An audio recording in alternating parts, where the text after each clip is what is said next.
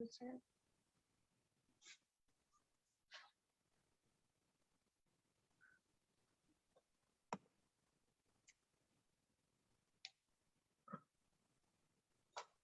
right, I believe we are live.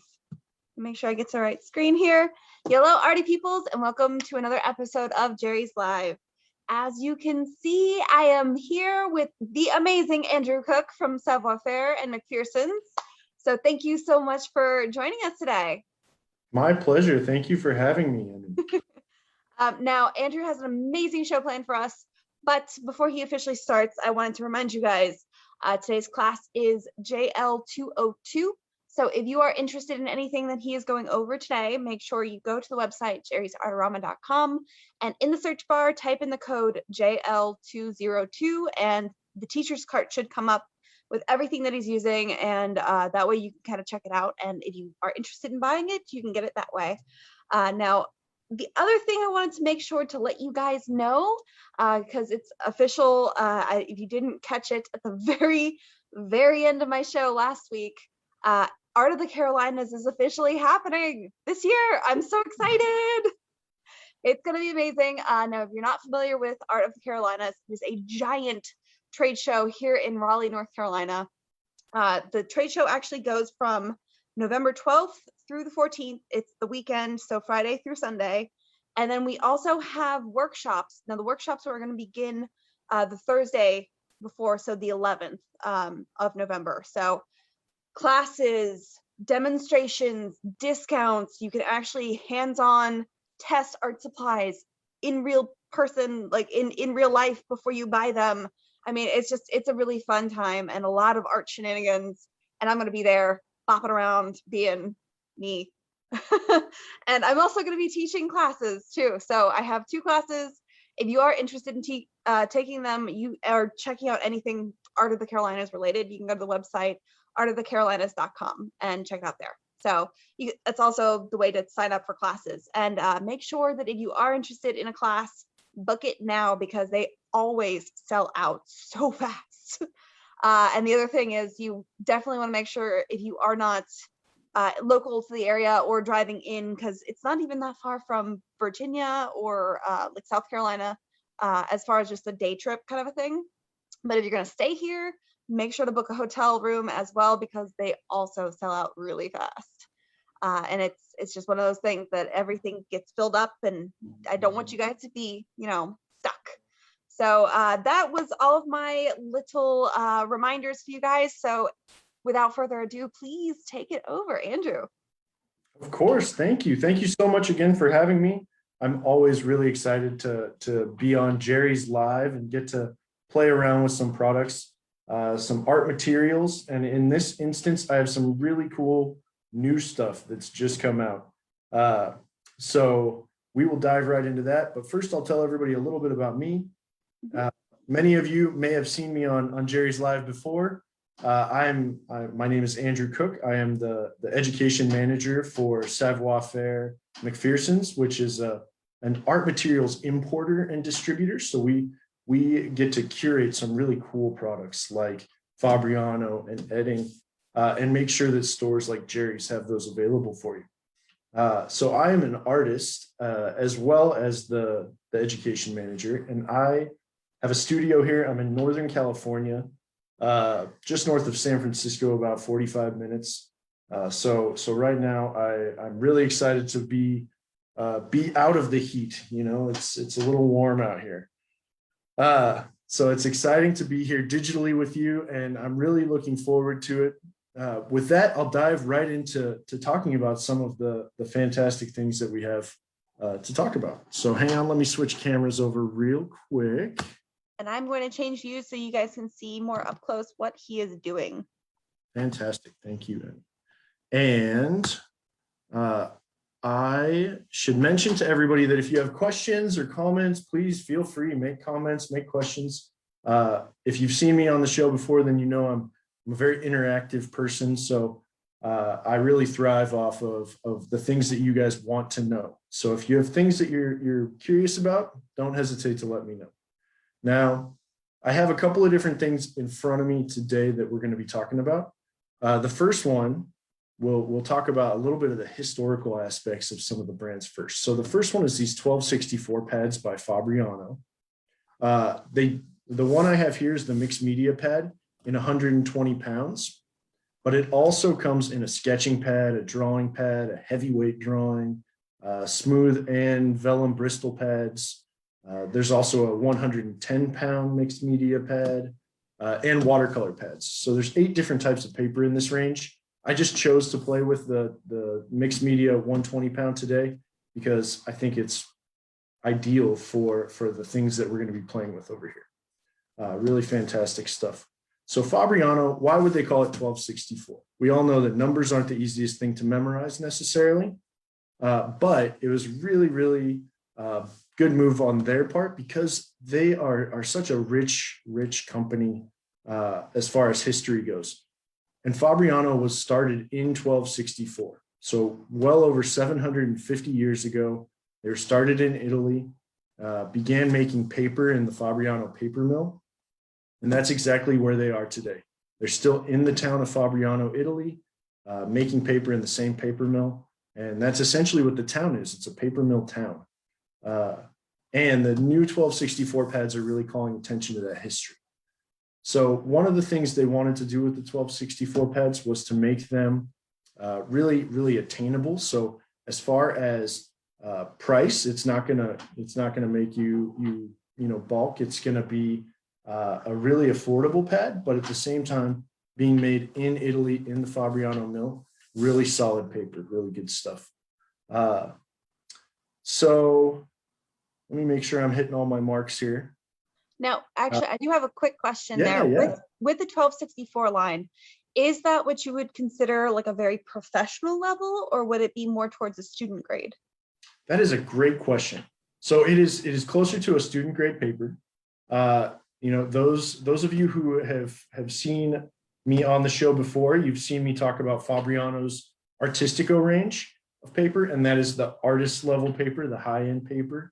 So the 1264 is going to be the baseline paper. It's really entry level in order to get people a quality paper that's affordable. So I find that it's really perfect for doing color studies, doing sketches, really testing things out, and not feeling like I have to really worry. If I have a sheet of Artistico, I look at it and I think, oh my gosh, if I mess up, I'm out $10 or $15. But if I look at this, I can mess up or experiment. And if I don't like it, I just move on to the next page. Speaking of the pages, I skipped ahead a little and I forgot to mention that you guys are welcome to follow us on Instagram and Facebook. We've got the Art Savoir-Faire page. That is the one that I work on quite a lot. And then each of the brands have their own page as well. So Fabriano 1264, that's Fabriano's page where they post right out of Italy. And the Edding US is Edding's page where they post all of the great new things coming out of Edding. So 1264, we can dive into some of the technical aspects of the paper, but I want to start playing with it as we do that. So let me give a quick intro on some of the Edding markers for you too, as far as history goes, and then we can talk about the rest of it as we play. So Edding, you may not have heard of Edding, and there's good reason for that. Let me put the color, you can see better over the blue, sorry. So Edding has been around since 1960. They've been making markers, solely markers. They're a big marker company. They're based out of Germany. That's where they got started. And they're really, really well-known, well-established in Europe, as well as South America. They have a really solid following. But in the US, we haven't distributed them, we haven't imported them until just recently. So we're really excited to launch Edding in the US and to launch Edding acrylic markers. That's what we have today, is the Edding permanent acrylic markers. And these are just an exciting kind of mixed media faceted material. It comes in a couple of different sizes. There is, let me reach over real quick, sorry. So there is the 5300, which is this little guy here. Then there is the 5100, which is the medium tip. And then we've got the 5000, which is the bold. And then we've got the 5400, which is a 3-dimensional liner, a 3D liner. So we'll get a chance to play with all of these and take a look at them so you can see exactly what they're up to. So with that, I'm going to turn the page. We'll pick a blank page in this 1264 mixed media pad. And we'll start experimenting. And as you guys have questions, let me know. I'll talk as I go because I can't not. And I just decided that one of the things I wanted to do today was to kind of sketch out an abstract landscape, just something that I really enjoy doing. I've been going on these plein air trips more and more lately with some friends of mine. And as an abstract painter, I've been finding ways to kind of reduce the landscape down to some core colors and not get too detailed. So with that, I'll start using this Edding 5300, the fine liner. Once in a while, I like to draw a little border just because it gives me a defined space within the page that I can go outside of. That's just something that I enjoy doing. And then I'm going to use the broad, the 5000 marker, which is this big chisel nib on here. One cool thing I'll note about Edding markers is that if the nib starts to fray or wear out, on most of them, that one didn't, the bold, it does not, apparently. But on most of them, if you flip the marker, it's got a dual end on it. On the bold, it's a chisel, so it's just one-sided. But on all of the bullet nibs, you can flip it over and you can replace that nib. So even on the small one here, it's got a dual-sided nib. You could flip it over if it starts to get frayed for you. All right.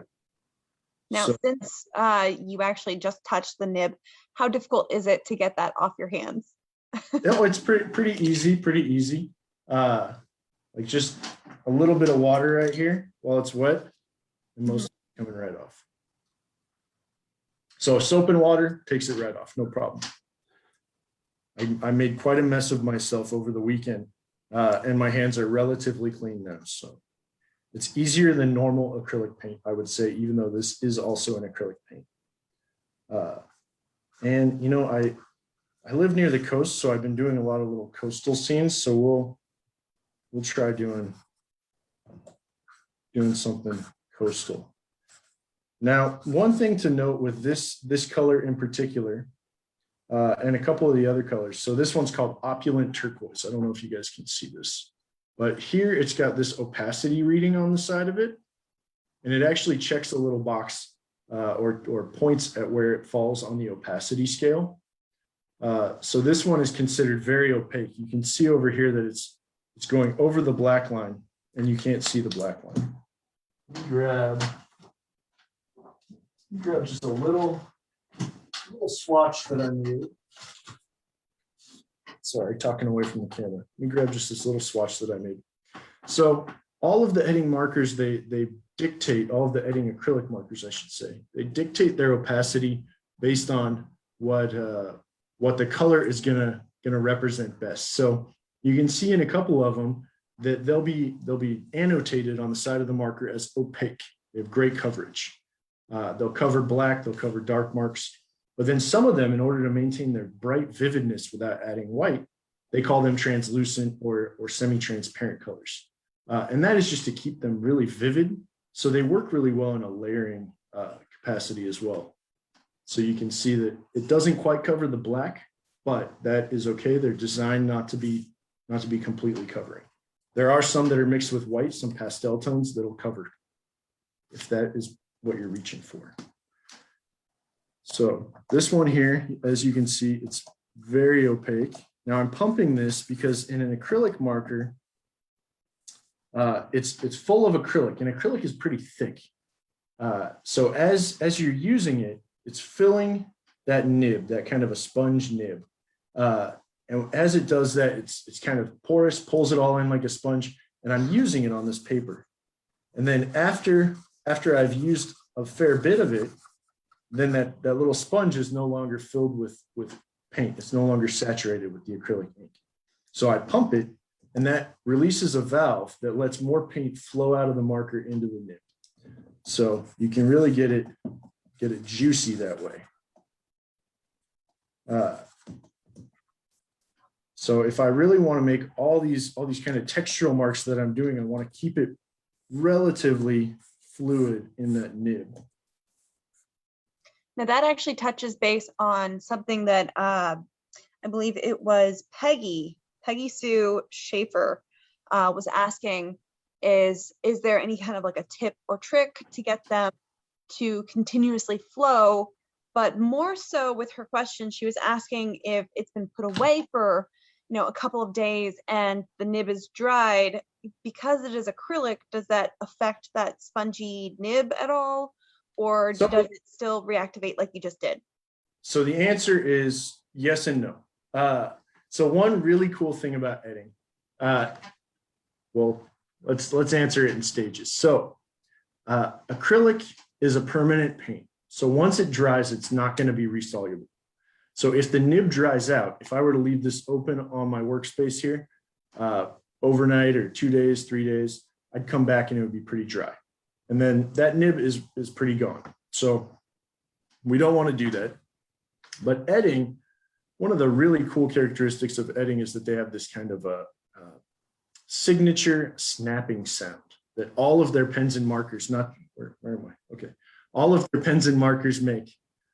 So if I'm really quiet, let's see if I can get you guys to hear it over the computer. Did you guys hear it?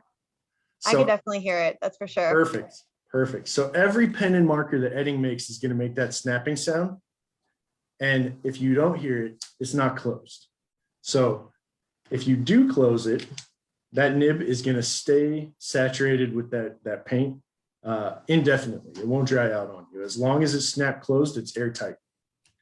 So that is the key for that, because you're right. If it does dry out, if I leave it out like this, then I'm going to have to go out and buy a new marker. Luckily, they're relatively affordable. So it's not the end of the world if you lose one or it dries out on you, but we want to make sure we're getting to use all that paint for ourselves, right? So make sure or hold on to that marker. When you buy a replacement, keep that with the cap on, keep that in your cupboard. And once you're done with the replacement, you just pop the other nib in there and it'll start up again. So does it leak at all if you remove the nib and put the cap on? Does it kind of leak out that way? No. I tried it. We ask the weirdest questions. I love it. So right now you can see I have no nib in there and there's a little bit of paint coming out, but that's just the paint that was already in this portion from when I pumped it. So if I keep doing that, eventually it'll stop because the reservoir is closed for the valve. So it's not going to leak any of the paint from the body of the marker into the empty opening. That is a really fun question. I didn't expect that one. Perfect. All right. So luckily, like I said, I'm an abstract painter. I like to loosen things up. So as we play, I'm making a bit of a mess and I'm not too worried about it. Even in the case of, let's say that I do a little bit of wet over wet. You know, it's with a lot of markers, we don't want to do that because it'll muddy your nib. And in this case, it'll muddy the nib too. But I find that if I keep using it, keep pumping it, that it cleans itself pretty well. Now, if you're doing it a lot, it's going to get too muddy to clean. But in my case here, it's self-cleaning really nicely.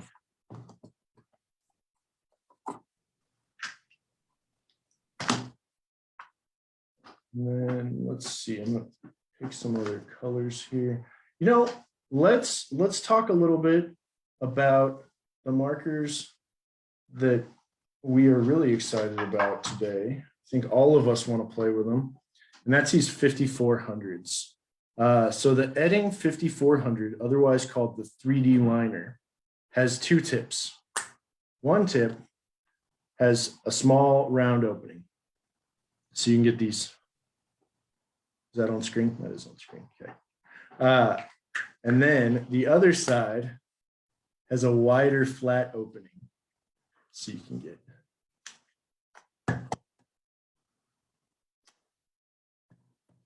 Tell I've been playing with these already. So this is it's actually a thicker acrylic paint that's found in these 5400 3D liner markers. So the other one, it flattens out just like we'd expect from an acrylic marker, but this here is quite textured. So we can let it dry like that. It'll take a little while. Couple, you know, if it's really thick, like right here, you might be able to see it's pretty thick. There's a big blob. If I let that dry, that might take a few hours to fully dry. This is going to dry pretty quickly. Or I can even just take my brush and use it as an acrylic paint. So these are really, really great for traveling. You know, it's a great vehicle for acrylic paint in a mixed media capacity or using with a mixed media sketchbook. But if I were going to go out on the road and I wanted to take something to play with, I could take a handful of these and I don't have to bring anything else. I could just bring my paintbrush. I don't have to carry tubes of paint around. I don't have to carry too many brushes. And because it's acrylic, as it dries, it's going to dry permanent. And as soon as it is ready to go, we can start painting again.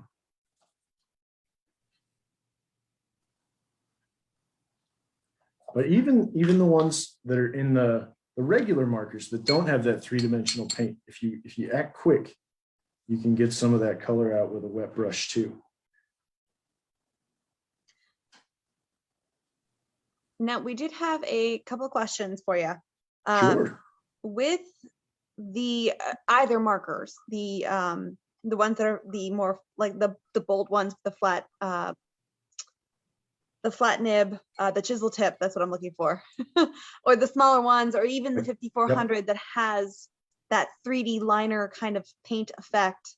Do they need to be stored flat, or how would you recommend people hold on to these? So I always recommend for all of the markers, the easiest thing to do is to store them. Store them on their side, laying down, because that's going to make sure that any paint that's left in the marker is filling all the way from the tip to the back. If you stand it upright, then it's going to fall down to the bottom. And if there's any little, if you don't snap your cap on all the way, or there's any little bit of air in there, then that can help your tip dry out a little bit prematurely. So it's better to have it on its side and let it run both directions. And that goes for all markers, all pens. I always recommend laying them on their side. Now with this 3D liner, it's a little different. Still recommend laying it on its side just because it's easy and it's a good habit to be in. But it's not going to dry out if you leave it upright. If you have it in a little bin somewhere, it's not gonna be the end of the world. Paint. So it's more like storing a little jar of paint than it is storing a marker. The big benefit to having it on its side, like you saw over here while I was playing, was that, let's pick another color. Okay, so if I'm storing it on its end, and then I want to go and use this tip here, then all the paint has settled away from the tip I want to use. So when I go to squeeze it, nothing's going to come out, or it's going to be a little sputtery. See, that's exactly what's happening now, until I squeeze enough that it finally comes out. But if you lay it on its side, it's ready at both ends of the tip. Now, it's an easy fix if it does start to settle to one side or the other, is before I start painting, I just tap it nose down, and all the paint falls to the end that I want to use. Well, there we go. All the paint falls to the end that I want to use so that it's ready to go.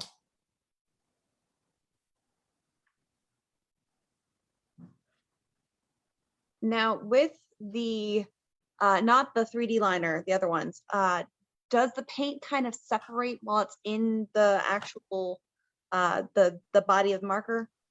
Great question. Most colors won't separate. I mean, you'll still want to shake them every time you use them. Because you're right.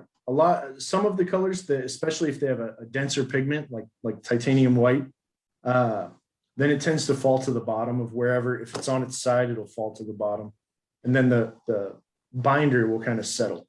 So it's always a good idea before you use any kind of paint marker, but especially acrylic markers, to give them a good shake.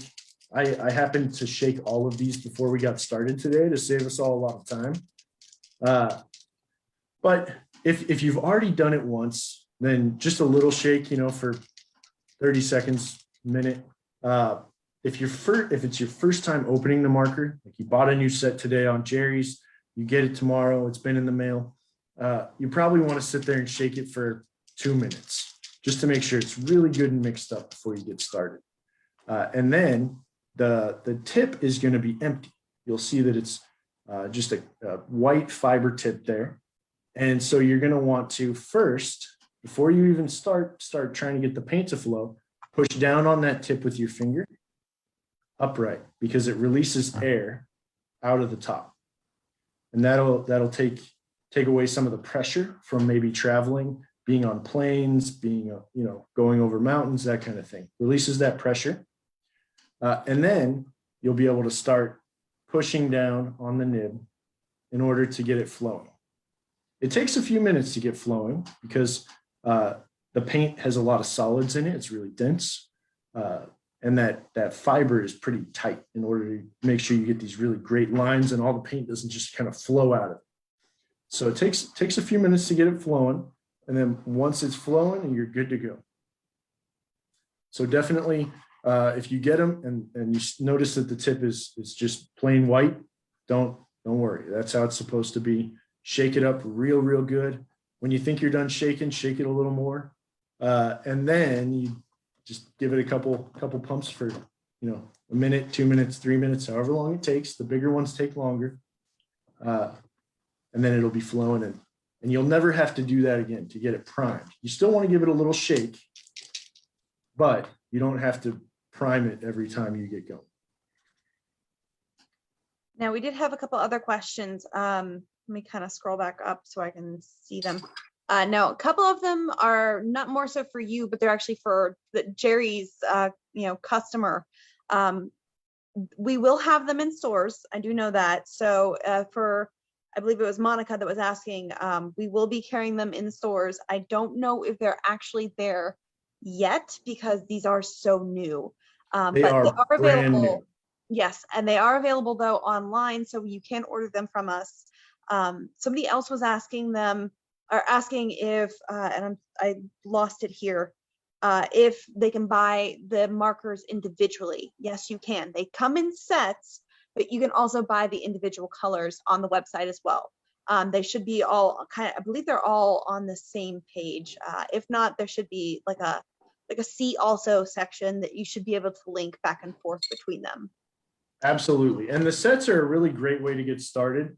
Like this set that I happen to have of those 3D liners, it gives you a black, a white, kind of a turquoise, magenta, and yellow. So it's a really good kind of primary set.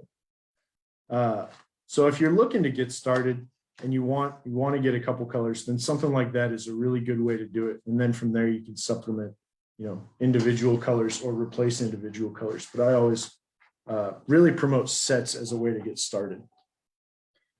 Now, the other question, I'm trying to find it here. What is the quantity of paint that is in each pen, roughly? It's a good question. I actually have not looked that up.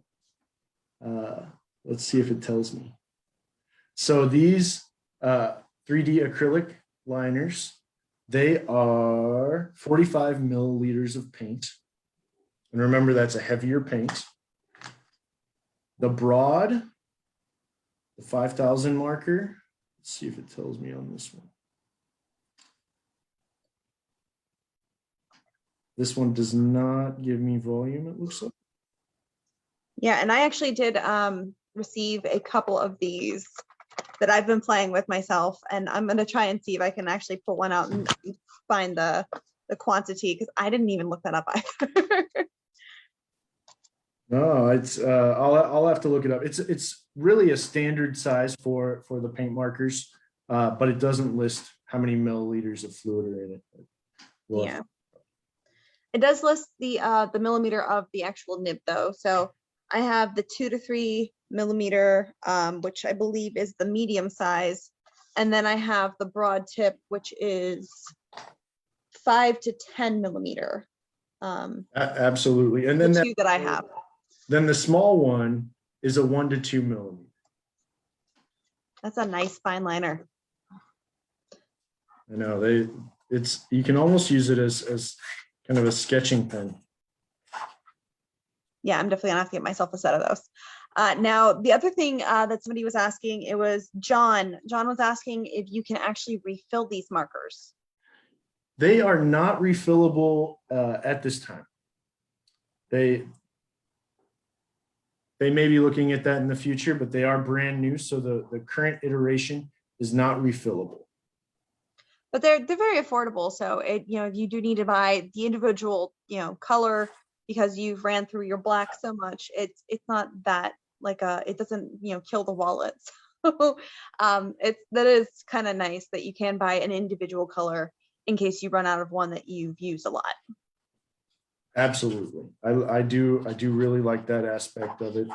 Because it's true, a lot of us will use more white or use more black, and we don't want to have to go and have 3 or 4 of a color that we may not use as often, just so that we can get that. So having the individuals available is pretty important. Now, with the 3D liner, somebody was asking, because it is a thicker acrylic, and we were discussing it earlier because I have one. I can't wait to get my set in, but I do have one. But we were saying that it's more like a soft body acrylic, so it's not super fluid and it's not super heavy, but it's kind of like that in between. And somebody was asking if you would recommend trying to speed up the dry time by using a hair dryer. You could. I always hesitate to tell people that they should do that, because anytime you dry something faster than it wants to dry, you risk changing the way it looks. So if it's a thick paint and you speed it up with a hair dryer, you might start to get these effects that look kind of like alligator skin, because it's not drying evenly like the paint or the ink is designed to. So acrylic will dry from the surface. That's why you get a skin over it before it completely dries. You might push on it and it's still soft. And as it dries, it's actually drying through evaporation. So the stuff under the dry layer is breathing through it continuously. So it gets a thicker and thicker skin until there's no more fluid in there. If you're heating it up or using a hair dryer or even a fan to speed up the drying time, then that surface is going to get thick really, really fast. And it may start to set up so quick that it can't let the layer underneath of it breathe properly. So the base layer closest to the paper, canvas, whatever you might be working on, is going to stay wet, and then it shrinks, which gives you these weird little effects on the surface of the paint. So you can speed it up, especially if it's in thin layers. You can use a hair dryer. Definitely experiment with it. Maybe it's an effect you like. But if it's a painting that you really love, I recommend giving it its time, just setting it aside and letting it dry naturally. And what was the longer answer than she asked for, huh? No, that's great. It's all good information. But how we were talking about it earlier. What was the dry time if you get it really, really thick? Ooh, so I have a little test that I did this weekend. Let's see if you guys can see that. So you can see there's a layer. This is all that 5400 marker. So there's a layer of the light blue, a layer of the dark blue, a layer of the pink, a layer of the black. Then I did a thicker layer of yellow, another thick layer of blue. So there's many, many layers here. But even on the base layer, this peachy color I used here. I have a really big blob right here. And that probably took 5 or 6 hours before I could go over the top. This was all touch dry. I could continue painting here, but that big blob took a really, really long time. So the thicker it is, the longer it takes. So I recommend not trying to get it too thick because it's going to want to level itself out anyway. It all kind of softened. It didn't keep any peaks like a thick acrylic would. It has more of that softer, soft body feel to it. So I recommend trying to keep it relatively level, but if you have any big puddles of it, it's going to take quite a while. So I'd leave those overnight before you go paint on them again. But the 3D liners do still retain a little bit of that, I guess, kind of almost impasto kind of texture to it. So if you wanted to, you could take the other acrylics and kind of just touch the top of them for like a little bit of almost like a dry brush technique, right? Absolutely. So even here, it's really tough to see on camera. I'm sorry. But there's some areas where I use the white and it's the thicker version, that 5400, the 3D liner. And so if I was feeling all these other marker marks, they're very flat. It's obviously a marker I was using. But then when my finger gets to here, I can feel the bump. So it's not super thick. It's not a really, really defined thickness there, but it does have some textural elements to it.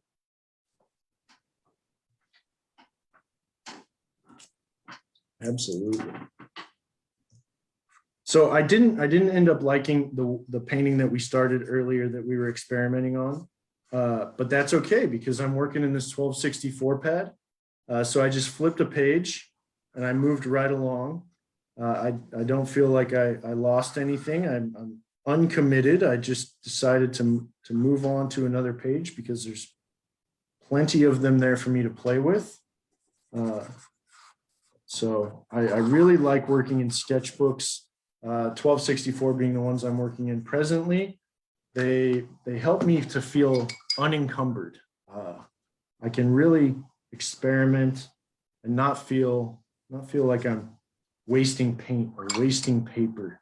And then I can go back and use the things that I learn to inform my other paintings if I choose to. Or the Fabriano paper is fantastic because it will still, even if you're just playing around and messing around, it's going to actually still last for you. Absolutely. Absolutely. And, you know, we talked a little bit about the history of Fabriano being 750 years old. So if you worry about it lasting the test of time, just take a look in some museums. There's lots of Fabriano paper. Before we knew about what acid-free was or what buffered was, you know, there's paintings by Michelangelo. There's music written on Fabriano paper by Mozart. It was probably not considered archival by our standards today, but it's lasting. It's lasted hundreds and hundreds of years. So we're very lucky to have the standards that we have and know about all of the benefits of using these great materials, high quality materials. Now, since I was talking about Fabriano a little bit there, one of the things we didn't talk about is how cool Fabriano is for their ecological impact. I'm a big fan of Fabriano for the things that they do for the environment. So one of the big things is that their facility is hydropowered. It's been there for over 700 years, and all they had to power their stone machinery was the rivers. So because of that, it's always been hydropowered, and they've just maintained that. But we can even look at the paper, like this 1264 paper here, where they're using a hydropower process to manufacture the paper, but the paper itself is using wood pulp, cellulose pulp. And all of that cellulose comes from FSC certified forests, which means that they're certified by the Forestry Stewardship Council to be ecological, to make sure that they're not coming from rainforests that are being reduced. They're very sustainable forests that they're getting their paper pulp from. So every little piece of the puzzle comes together for them. You know, they're even certified to not use chlorine bleach. They don't bleach any of their papers because that'll damage the integrity of it over the long term. So it's all built to last. And that is definitely important. Now, we did have a quick question from Nola. How easy is it for you to be blending the colors with the markers? Now, I can see you're adding water pretty much almost as quickly as you're done making your marks, so it's still wet and it's still pliable. But as far as do you have any recommended? Can you use these with mediums, or I guess kind of? You know, I wouldn't recommend using them with mediums, just because these are a formula of acrylic paint or acrylic ink that is designed to quickly dry. With the exception of that 5400, which doesn't dry quite as quickly, but the rest of them are fast drying. So if you start mixing it with other acrylic mediums or acrylic paints or things like that, there's a potential for the chemistry to not line up. So I don't recommend that. But I like you see here, I was using it with water. Water seems to be working great. I've been having a lot of fun with that, or using it direct. And if you're using it directly, I can then, let's see if that's wet enough for me to do it. I can then take my damp brush and blend some colors. So I think water is a good medium for it, or just mixing them on their own, or layering, obviously. Layering is a really great way to achieve different effects. You can crosshatch with markers. So you get some optical color mixing going on. But yeah, I always suggest that you experiment, you try, have a test piece of paper around to do experiments. Never stop trying things just because somebody says you shouldn't. Always see why you shouldn't, figure it out, but know that it may not work. And so that's what makes it an experiment. And that sometimes is what makes it really fun. So I invite anybody, you know, if you want to try it with a medium, let me know how that goes. I just would not recommend it as a normal procedure, but certainly don't let me stop you from experimenting. Now, with the colors that you guys currently do have, are you going to be expanding that line anytime in the future, or would you know that? You know, I don't know at the moment. I know that we've talked about the line growing. Some of that's going to just depend on how fast it grows, how excited everybody is to see it. And that always impacts how things grow. So if you like it and you want to see more colors, you know, let us know. Right now, the colors that they've created, there's, I want to say 24 colors in a few of the sizes, and you get everything, kind of the primary colors, some pastel colors. There's 2 metallic colors, gold and silver. There's some neons. So they tried within that range of colors to really mix it up, give you a wide range, so that you can make anything, but there's certainly some room for growth if people want it. Now, speaking of the gold and silver, that tester you had where you were showing us the white 5400 liner that you had used, there was a little chunk of silver in that. Was that the Edding marker that you used there? That was the Edding marker.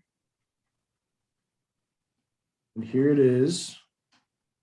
And it has, I love the silver. I mean, the gold is good too, but this silver really had some shine to it, like aluminum foil or something. It's just really nice. Just experimenting and playing right now. with this color kind of makes me want to paint a robot, but it is fun and it catches light. I don't know if it's visible on camera, but it catches that reflection. Really, oh, if I get on camera, it'll help, right? Catches that reflection really well. Now, because sometimes you get a silver marker and it's just not super opaque. Does this interact with the paint layers underneath it, or is it like pretty solid? You know, I was working here. Am I okay? I think I'm there. I was working here over some other paint and it didn't pull anything from the previous layers. So I would venture to say that it's solid. It doesn't lift anything and it stays. They note it as being semi-opaque, but from what I can see, it has a really strong opacity. If we see how it covers that, okay, I am on screen. Good. If it covers that black line there. So I would consider it opaque personally. But that's a really good question. And the gold, I'm really excited about the gold. I have to admit, from the pictures or my first experiment with the gold this weekend, I don't think I primed it. Remember, I told everybody you want to shake it really well, and when you think you're done shaking it, shake it some more, and then you want to prime it and press down on that tip to get it flowing. And with the gold, I don't think I shook it enough, so it came out a little clear at first, and I was thinking, oh, this can't be good. But then I shook and got it primed again, and it ended up coming out really, really beautifully. So that is just a testament to say, make sure you're shaking those markers before you get them going, because otherwise you're gonna wonder what's going on.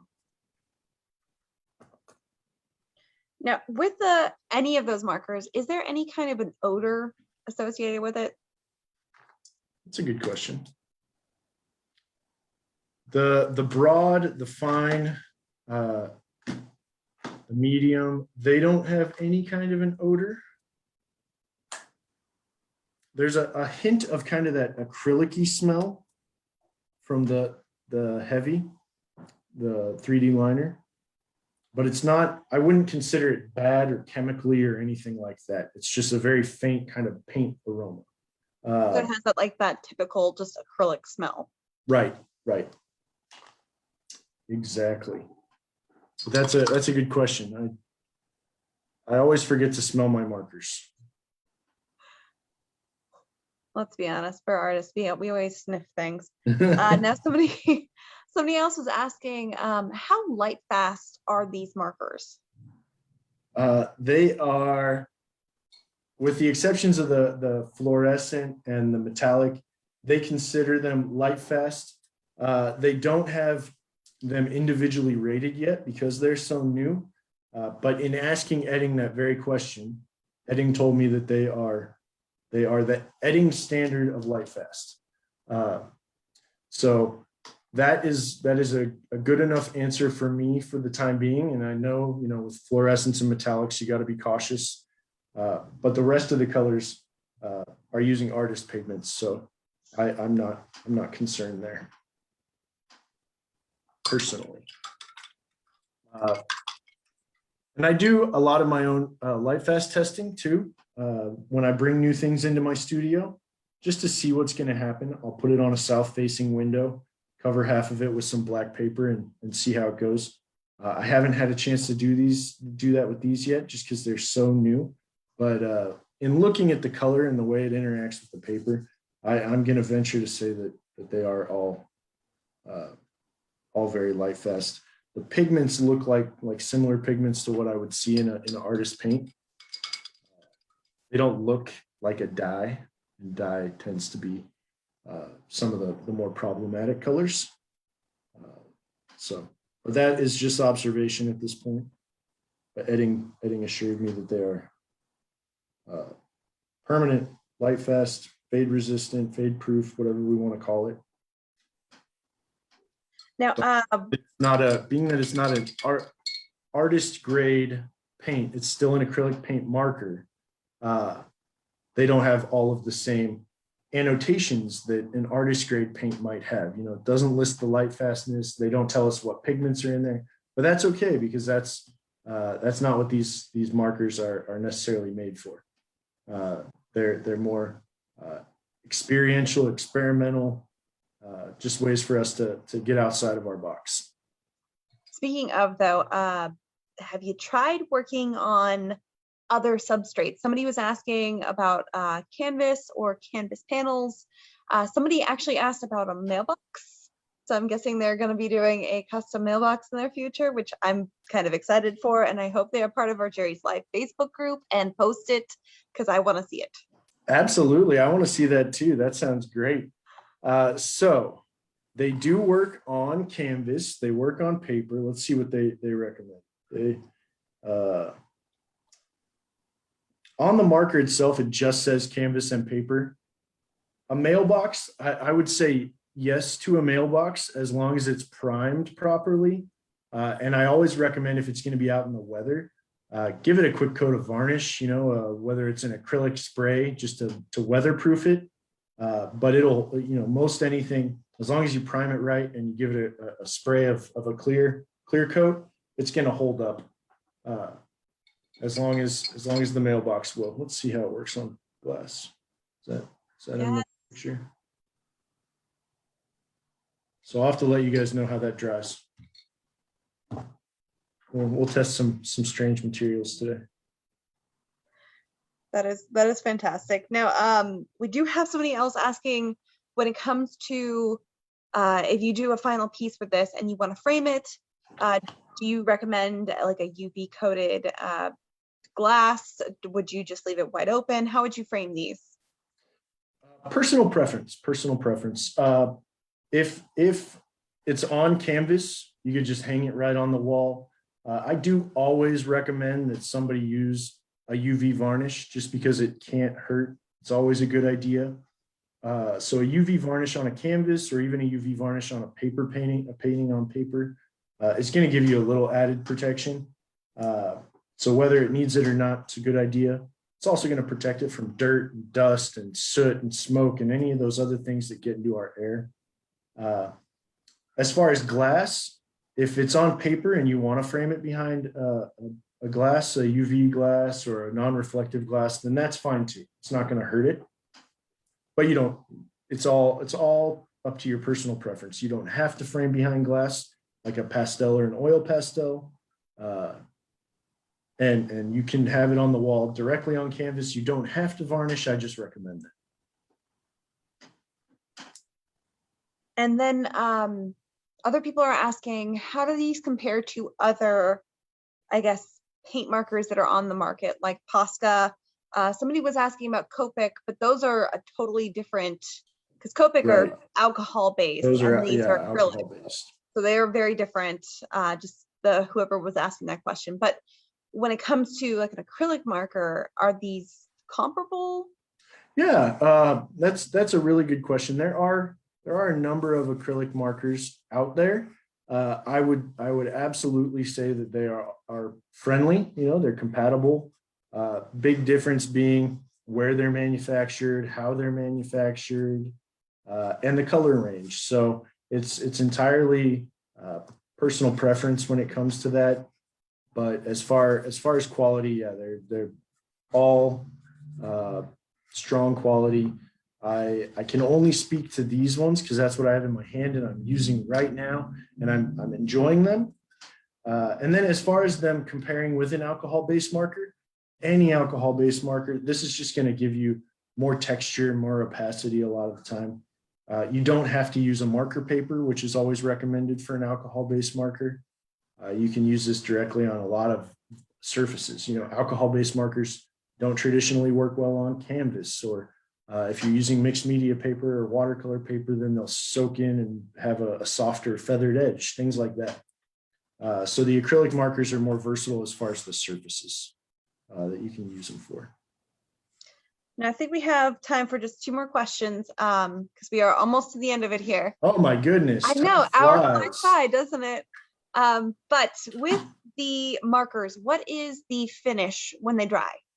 They dry to a very, very matte finish. If you guys can see that.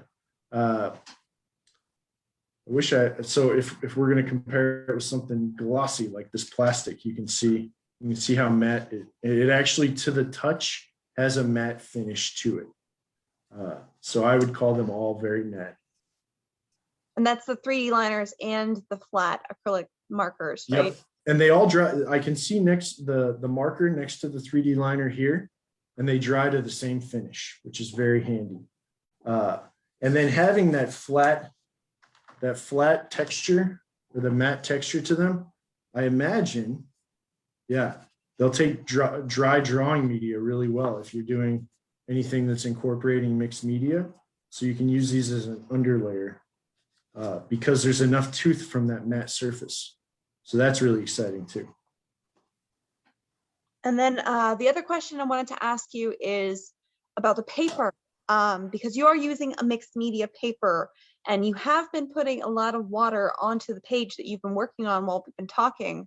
How much buckle and movement does that have? Because I know most watercolor paper will do that unless it's glued down. So you're going to have a little bit, but how is that doing? I'm actually very impressed. So you're right. If I would have taped it down, it would have prevented some buckling, but then you wouldn't be seeing that I actually like to work in a pad. So I don't mind a little bit of buckling, especially in a pad, because I'm going to fold the top over. A lot of times it's going into my backpack or my trunk. Things are going to beat up on it, and it's going to kind of flatten itself out. But in this instance, you can see it's got, let's see, maybe you can see. It's got super minimal buckling. There's just 2 little dimples right there. Little wrinkle, but very minimal buckling, which is really impressive considering that the paper has no cotton content. It's a really affordable 100% alpha cellulose paper. And a lot of times when something is just cellulose, it will buckle, the corners will curl up and it'll start to look like some kind of anamorphic sculpture. But in this case, it stays flat. You guys were able to see that what I was working on, I hope, throughout the presentation. So I'm very, very delighted by the 1264 paper and how flat it's able to remain. Yeah, I've definitely been very impressed because you definitely put a good amount of water on there. I did. It's still a little damp in some spots. Yeah, no, I'm gonna have to get all of this. Not gonna lie. I need all of the markers and the paper and this art supplies. You just need them all. Absolutely. It's absolutely made its way into my studio. I work in a lot of different media and a lot of mixed media, but this is going to be incorporated into a lot of what I do for sure, now that I have these at my disposal. That is awesome. Well, that is about our time though. Here, let me switch back to the gallery view so you can see us both. Again, I just want to say thank you so much, Andrew, for being on here with me. I am so excited about these brand new materials. They are so cool, and it's really nice to see kind of how they work and move. And I mean, I had a couple of markers here that I was sent and had the pleasure of being able to kind of use these just minimally before we had to jump on here. But I mean, it's really cool to see what they can do. And thank you so much for demonstrating that. Thank you so much for having me. I had so much fun, and I can't wait until the next time we get to hang out together and play with some materials. Yes, I'm hoping next time it's going to be here in the studio. We get to make a big old art mess, and it's going to be so much fun. But that was it, guys. I hope you enjoyed this demonstration. Again, if you're looking for any of the materials that Andrew was using throughout the show, go to the website, jerrysartarama.com, and in the search bar, you can type in the class code, which is JL202, and everything he had, all the different sets, should pop up. And then if you want to add that to your cart, and then even go check out the markers even more in depth, and look at all the individual different colors and things like that, you can check it out that way. Same thing with the pad, the Fabriano. I know the 1264, like you mentioned earlier, does have more than just mixed media. They have all the different, you said there's different lines, right? Yes, drawing, sketching, Bristol board, mixed media, and watercolor. That is awesome. So if you guys want to go check that out, please do. Another short reminder, Art of the Carolinas is happening. Make sure you go check out all the different classes and when that's going to be happening. It's November 12th through 14th, and it's going to be really fun. If you guys do any artwork with these materials though, make sure you tag us on Instagram and Facebook. If you're on Facebook, we have our group called the Jerry's Live Facebook group. In order to join it, because it is a huge community of artists, we have a ton of people in there, but you do have to answer one question. So if you don't answer that one question, you are deemed a robot, and Katie won't let me have robots. Sorry. But if you are on Instagram, you can tag the account Jerry's Artarama, almost said jerry'sartarama.com.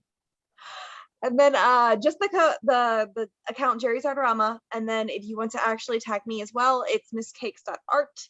And then also use the code JL202 so we can search your artwork and we can find it. Because especially whoever was talking about the mailbox, I want to see that mailbox. I'm so excited. That's going to be awesome. But I might have to make myself a custom mailbox now. But that was everything. Thank you again, Andrew, for being on. And you guys make sure you join me next week because I'm going to be going over how to varnish an oil painting specifically. The acrylics and all that will come at a later class just because there's so much to cover. But next class is going to be varnishing an oil painting. So it's going to be good, a lot of good information to bring your questions. But that was everything, guys. Thank you so much. And let me see if I can end this, right? Thanks, Andrew. Thank you.